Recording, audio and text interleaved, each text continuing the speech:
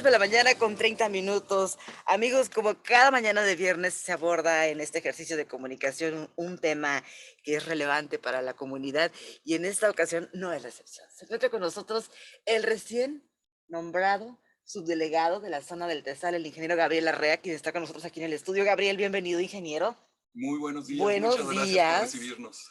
Qué Don gusto de verte. Justo Couto, el gusto es mío de tenerlos a los dos aquí en el estudio. Qué gusto saludarlo, don Justo Couto, una persona incansable trabajando por la comunidad, sobre todo de la zona del Tesal, y voceo de muchos movimientos que han sido precursores en el tema del Consejo Ciudadano. ¿Cómo le va? Muy buenos días. Qué gusto tenerlo aquí. Muy bien, Ana Bárbara, muchísimas gracias por la oportunidad de dirigirme a mi comunidad y a la Sí. comunidad en general.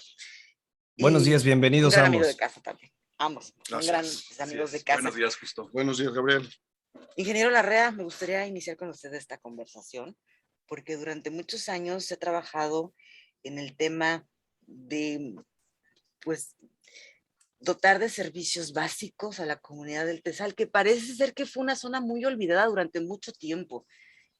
¿Cuáles serían sus primeros pasos como subdelegado en esta zona tan extensa del municipio de Los Cabos y pues, particularmente del puerto de Cabo San Lucas?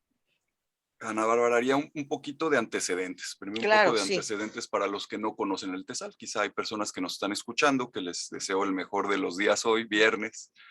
El Tesal estuvo olvidado de los servicios por mucho tiempo, o ha estado rezagado en servicios por Todavía, mucho tiempo. ¿verdad?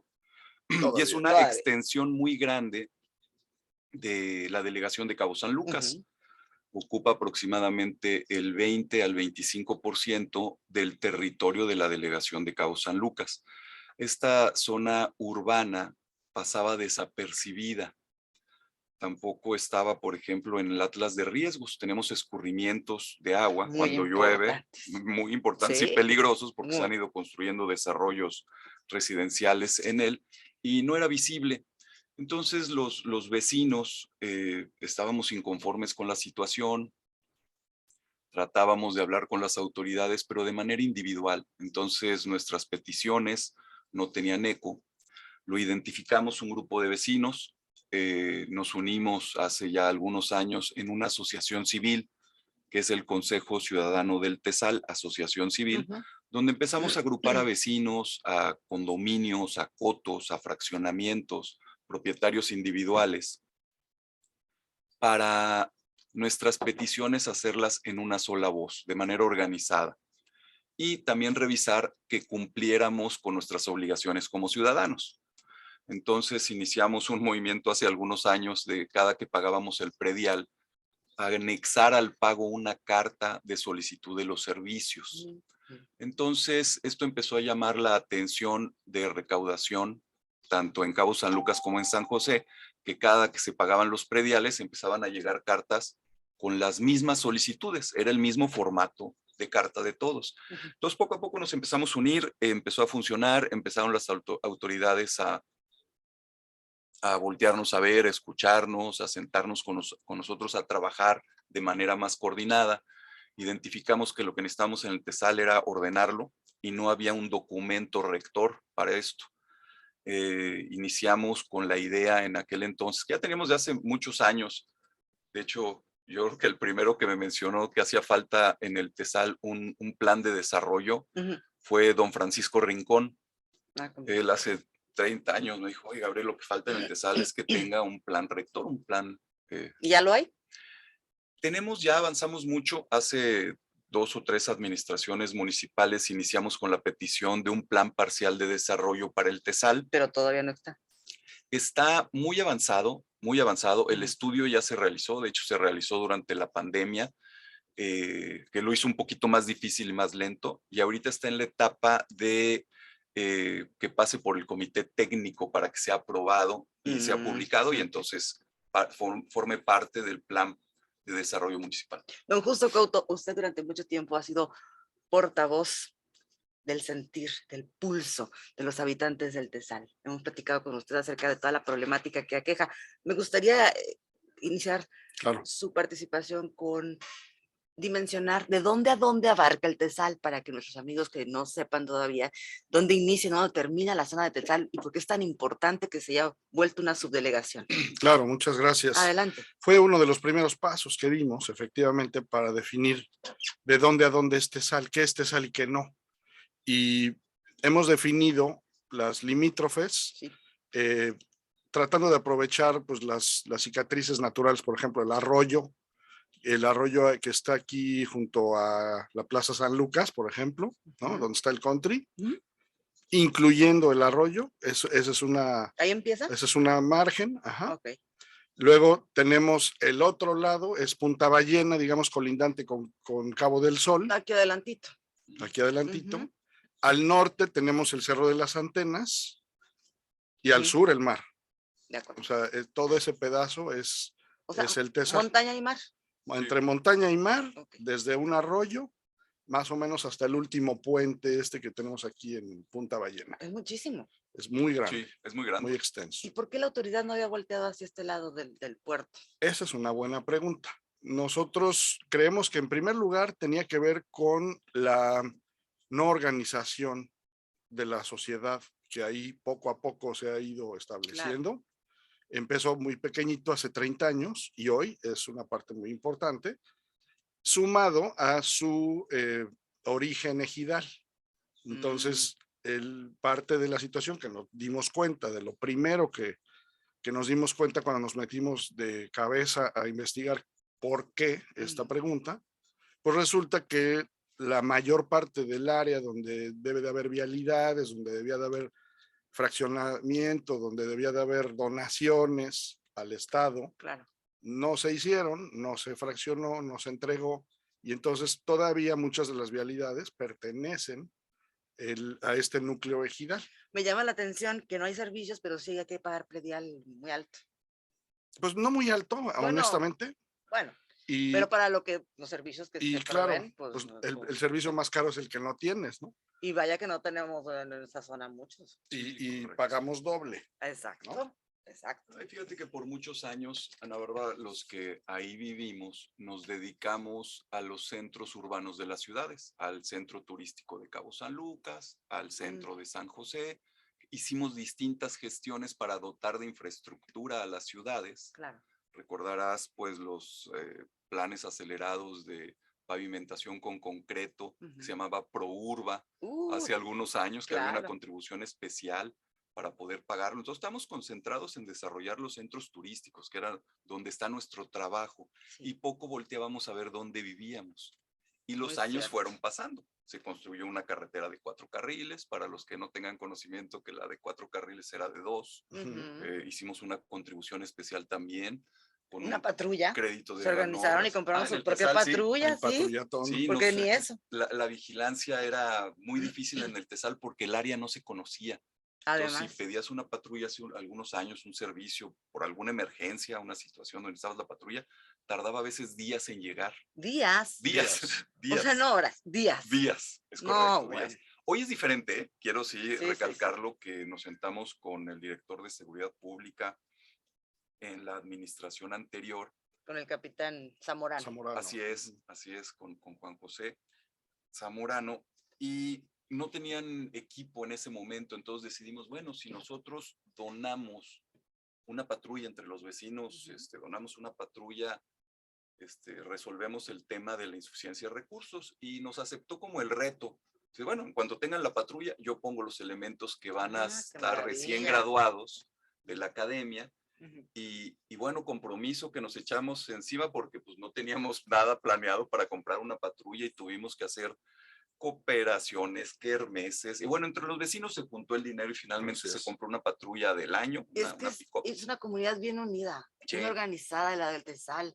Los vecinos son muy participativos, siempre levantan la mano para apoyar, para ayudar, y eso es muy positivo como ejemplo para una sociedad como la nuestra. Esa es la idea, que se genere ciudadanía a partir de la propuesta, y no nada más de exigir o quejarte, sino de proponerte a ti mismo, ¿no? Propón y proponte, y éntrale al reto. De hecho, por eso estamos aquí hoy agradeciendo la oportunidad para hacer este llamado, primero que nada, a nuestra comunidad, que es la que más está expuesta al riesgo, a que tenga más cuidado, que maneje más despacio, que salgan antes de sus casas, que tomen en cuenta que las condiciones ya no son las mismas, ¿no? Y por supuesto el llamado pues es muy amplio a cualquier usuario.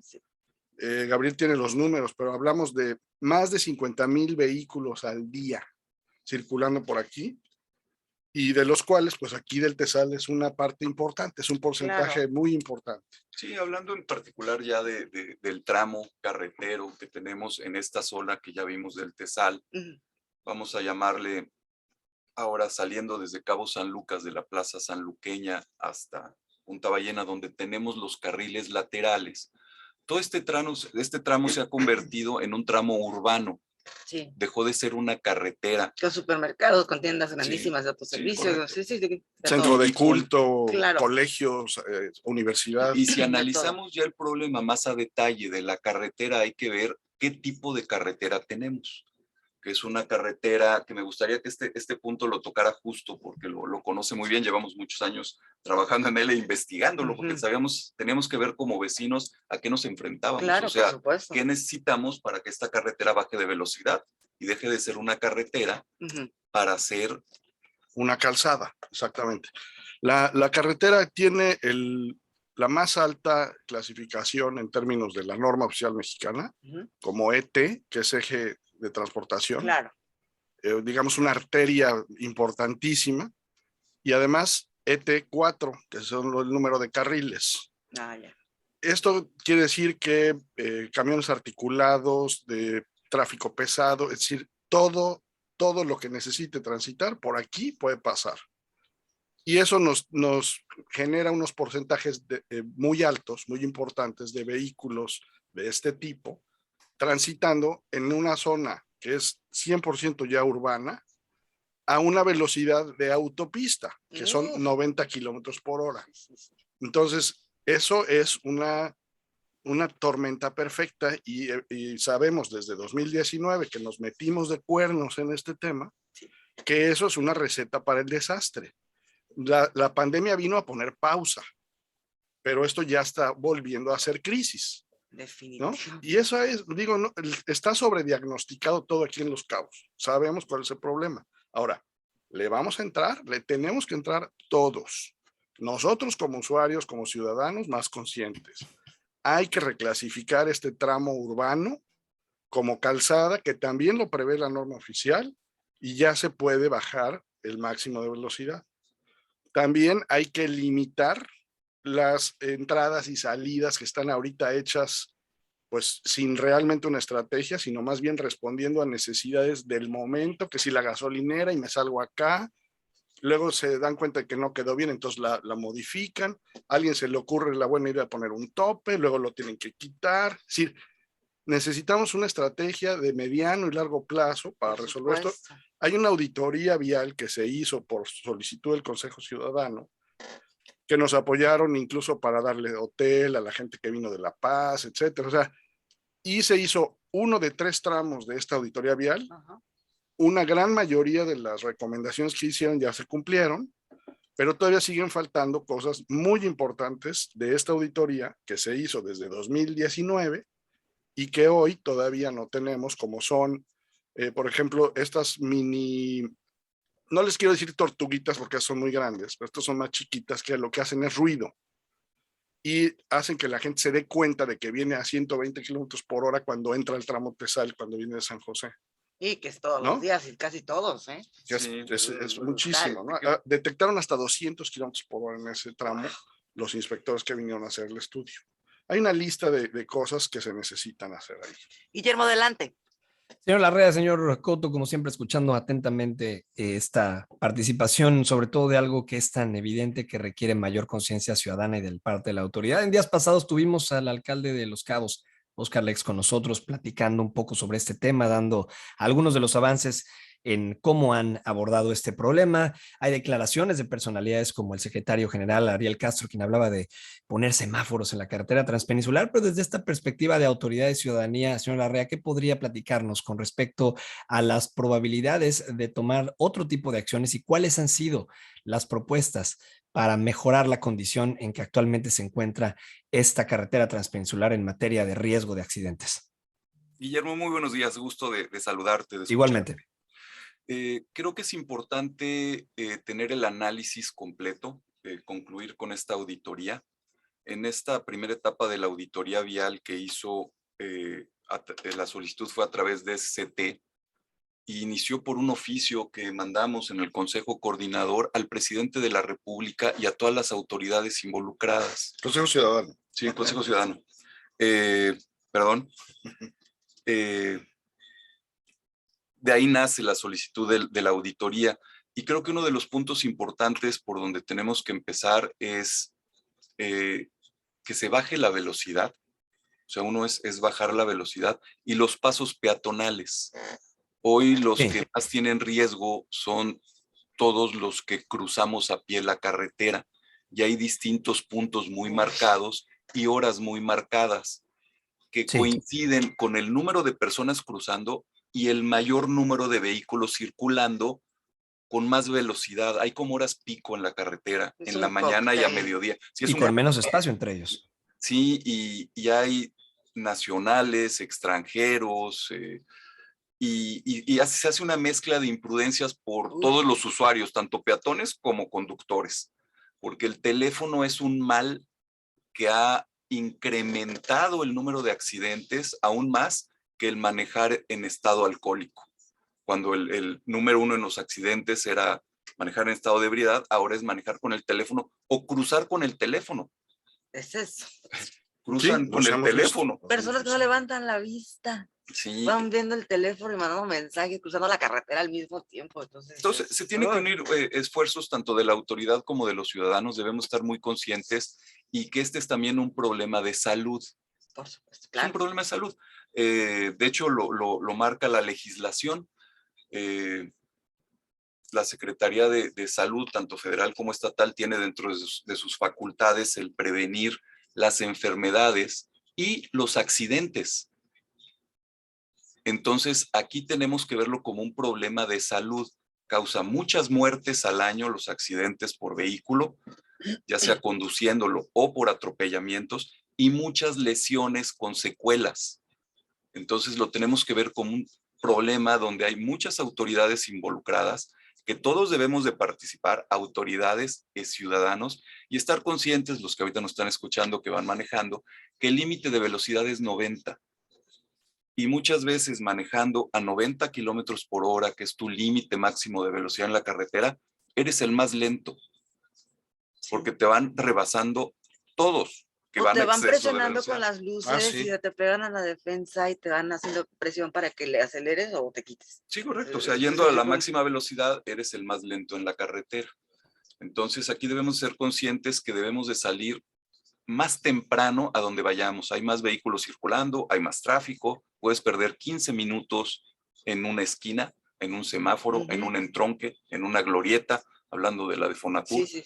Entonces, pues si antes hacías 35, 40 minutos a San José, hoy vas a hacer una hora, como la hacíamos hace algunos años. Vaya. ¿No? Entonces tenemos que salir más temprano, tenemos que levantarnos más temprano. Si vamos a dejar a los niños a la escuela, manejar con precaución, hacer que se levanten más temprano. Es una situación que debemos de todos estar muy conscientes para prevenir, y todos tenemos que dar de nuestra parte. Tenemos que ceder un poco en nuestras pretensiones de ir más rápido. Sí. Fíjate, yo te quería dar unas cifras. Por favor. Nosotros tenemos una charla que damos en plan de conciencia vial. Es bien interesante que Baja California Sur forma parte del nada honroso top 10, los top 10 de accidentes y con muertes a nivel nacional. Y México no se queda atrás porque ocupa el tercer lugar en Latinoamérica. Entonces, del tercer lugar en Latinoamérica, Baja California Sur, a pesar de su poca población, tiene uno de los lugares más altos. Nosotros aquí en Baja California Sur, de cada 100,000 habitantes, tenemos de que cada año mueren 17 personas. Qué triste. Que es el triple de los que pasan en Canadá, por ejemplo, donde también hay poca gente, ¿no? Wow. Claro, hay otra calidad de vías de comunicación y desde luego de cultura vial. Por eso es importante promover nosotros la principal causa de muerte, por ejemplo, en menores de 5 a 14 años, y la segunda en personas de 15 a 19 son los accidentes viales. Hay incluso recientemente salió un exhorto del Senado, ese me gustaría que Gabriel en un momento dado pueda comentar algo. Claro. Tiene 2 meses o 3 que se hizo un exhorto del Senado mexicano a Baja California Sur para que se tomen cartas en el asunto. Ahorita tenemos que hacer una pausa comercial. Cuando regresemos, mi compañero Guillermo Jauregui tiene un planteamiento para ustedes, una inquietud. Y regresamos con esto también después de la pausa. Ahorita regresamos a las 8:50. Continuamos platicando con el subdelegado de la zona del Tesal, el ingeniero Gabriel Arrea, y con don Justo Couto, vocero también de los colonos, de los residentes. Que no han dado la cara de manera oficial para dar salida también a uno de los puntos importantes, que es el incremento y exceso de tránsito sobre la carretera transpeninsular, que ha causado estragos importantes a la ciudadanía, por supuesto al turismo, vuelos perdidos, quejas de turistas y por supuesto una situación que escala en medios de comunicación y por ende afectando al destino de Los Cabos. En este sentido, y hablando también de cómo esto ha implicado accidentes como los que vivimos en aquella jornada, donde hubo 3 accidentes, uno de ellos con final fatal para algunos de las ocupantes de este vehículo. ¿En qué sentido la ciudadanía debería de involucrarse más en esto y cuáles serían algunas de las propuestas desde su perspectiva para mejorar estas condiciones que estamos viviendo? En cuanto a la ciudadanía, yo creo que es muy importante el cambio de hábitos, Total. que nuestros tiempos de traslado van a ser más largos. Entonces, si de la ciudad de Cabo San Lucas tengo que trasladarme a la ciudad de San José todos los días porque trabajo en una o en otra ciudad o tengo algún asunto que atender, mi tiempo de traslado va a tomar más tiempo. Si tengo la posibilidad de pagar el libramiento carretero, usa el libramiento carretero. Va a ser más sencillo, va a haber menos tráfico. A veces, porque también a veces se pone muy Y es una conflictivo esa opción, o sea, zona. finalmente es una opción. Ujú. Entonces, creo que ahí como ciudadano, uno es cambiar los hábitos. Ser más consciente que un accidente te puede causar muchos problemas, ocasionarlo o ser víctima de. Ande. Entonces tienes que manejar de manera preventiva, tratar de ir manejando, viendo qué va a hacer el otro vehículo, qué va a hacer el peatón, si hay un hoyo, no hay un hoyo, no distraerte con el teléfono o los accesorios de tu vehículo. Ir viendo tus espejos, cuidar la distancia que traes con el vehículo de que va adelante, con el que viene atrás, moderar tu velocidad. Y creo que lo más importante es dejar el celular. Es una muy buena herramienta, pero es algo que se ha convertido en algo mortal si se combina con el volante. No Gabriel, puedes ir texteando, no puedes ir hablando, no puedes ir grabando. incluso hay personas que lo utilizan el automóvil como su oficina móvil. Sí. Van haciendo de todo, mandando correos, mandando mensajes, hablando por teléfono con el cliente y todo.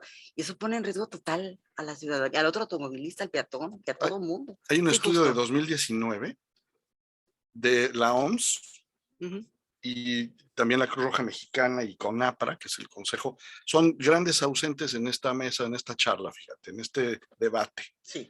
Consejo Nacional de Prevención de Accidentes y Consejo Estatal de Prevención de Accidentes. Más que SCT, ellos son los dueños del balón y los invitamos a que le entren, ¿no? Así como nosotros tendremos que hacer nuestra parte. Decía yo, el ir llamando por teléfono, ir hablando por teléfono, aunque lleves manos libres, aumenta hasta 4 veces el riesgo de sufrir un accidente.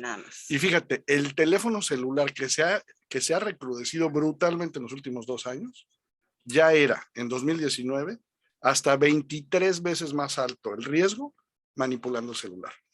Mucha gente se escuda en decir, traigo manos libres, pero también eso te distrae. 4 veces más. Ahí está la estadística. Con manos libres 4 veces más, sin manos libres hasta 23 veces más riesgo. ¿Cuántos automóviles circulan en la carretera, Gabriel? En la auditoría que se hizo en 2019, circulaban 58,324 vehículos al día. Es una locura. Sí, Guillermo, ya casi nos vamos, pero adelante. Nos vamos ya nada más a manera de conclusión, Ana Bárbara, y apelando por supuesto al cuidado del tiempo. Señor Coto, ¿con qué se despediría o qué mensaje lanzaría a la ciudadanía que nos escucha hoy sobre este tan polémico tema? Gracias. Bueno, primero reconocer, yo creo que la labor que están haciendo ustedes como medios de comunicación es estratégica. Primero eso. Segundo, reconocer también el trabajo que está haciendo el municipio, que es histórico y que son en la lista de responsables, de autoridades responsables, son los últimos y están tomando un papel protagónico. Tercero, llamado a las asociaciones de la sociedad civil, que hagamos campañas de concientización. Y cuarto, por último, a la sociedad en su conjunto, a que tomemos el riesgo y el problema en nuestras manos y nos demos cuenta que cada vez que salimos a la transpeninsular, lo tenemos que tomar muy en serio. Es jugarnos la vida. Así es. Así como están las cosas ahorita. Digo, sin ser dramáticos, No, pero esta sí. es una realidad, ¿no? Eso sería. Muchas gracias por haber estado con nosotros. Muchas gracias a Un placer. ustedes. Muchas gracias, justo. Gracias. Para usted, Gracias. escucha, maneje con cuidado. Ingeniero Larrea, mucha suerte en su nueva encomienda como subdelegado del TESAL. Estoy a sus órdenes. Menuda tarea, ¿eh? Así es. Don pero- Justo Couto, un placer haberlo tenido aquí con Gracias, nosotros. igualmente. Muchas Un gracias. honor. Un Guillermo, gusto nos tenerlo vamos. con nosotros. Buenos días. Un abrazo. Nos vamos, Ana Bárbara. Fue un buen fin de semana. Saludos a toda la ciudadanía, por supuesto. Cuídese mucho, maneje con precaución, con paciencia. Recuerde que alguien lo espera en casa. Hasta el próximo lunes, si Dios así lo permite. Buenos días.